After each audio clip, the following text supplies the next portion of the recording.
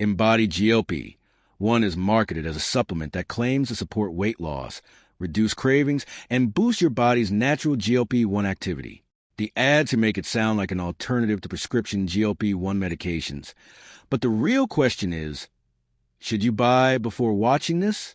Now, to be fair, some dietary supplements contain ingredients that may support appetite or metabolic health.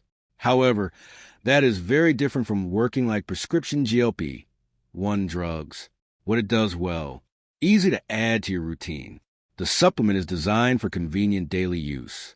May provide modest appetite support. Some ingredients commonly found in these products may help certain people feel fuller. Where the hype falls apart: it is not a prescription GLP-1 medication. This is the biggest issue. A dietary supplement cannot be assumed to produce the same effects as approved GLP-1 drugs.